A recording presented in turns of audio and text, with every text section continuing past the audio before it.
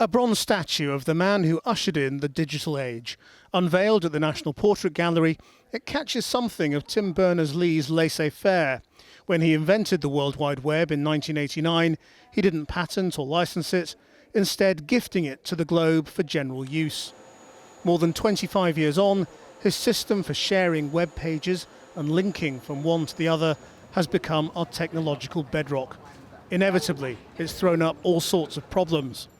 The whistleblower, Edward Snowden, revealed the vast power intelligence agencies have gained over the stream of data running across the world. There are still significant gaps in our law enforcement and intelligence agencies' capabilities. And the new Conservative government now wants legislation to force communications companies to store even more information about our web use, messages and social media. At the South Bank Centre's Web We Want festival, Sir Tim is pushing for the creation of a Magna Carta for the web, a charter of our rights in the digital era. What's the point of the Magna Carta idea? The new Magna Carta for the internet is about the rights and responsibilities people have online. It's really about keeping the internet open so that if you connect to it and I connect to it, then we can talk. Do you see that in the same way that the internet has transformed all of our lives, it's also transformed the lives of terrorists too, and terrorist networks? You know, and that it's helped some of these people flourish? Absolutely. Information in general is a powerful thing. The ability to communicate, the ability to collaborate is a powerful thing, and it's used by people no matter whether their motives are honourable or nefarious. So what do you say when the government, which is now bringing back the Communications Data Bill as, well, they're calling it the Investigatory Powers Bill, they say we need these powers to catch the bad guys? What I say is, can you show us that you can build a system which is accountable to us, not to some part of government, but can you really build a system where when the security services take this ability to go and look at private data, they do it in a way which goes through a court.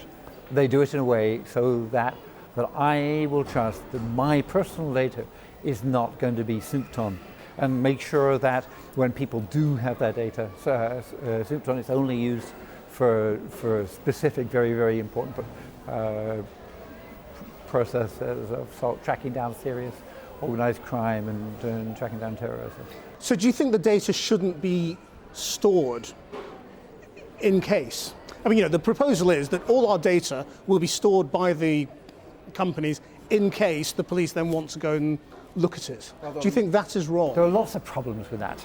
First of all, you're storing the data about everybody. That means you're storing the data about all the people in Britain, including all the members of Parliament, all the judges. What's wrong with this picture?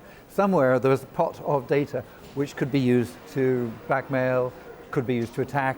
So that data itself, if you do that, you're really open to an insider attack. You're really open to somebody. So do you believe that pot of data could ever be secure? No, nothing can ever be completely secure. So it's always an arms race. So if you put that pot of data, you're creating a valuable tool for yourself. You're also creating something incredibly attractive for people who are trying to attack you. You might feel that the people of Britain have just voted that they're happy with the government that they've got, but in general what you need to do is make a system so that no matter how tricky and nefarious, nasty people might go through the system of government in the future, they won't be able to set up a police state. They won't be able to set up a system where they use the power of the police to enforce their politics.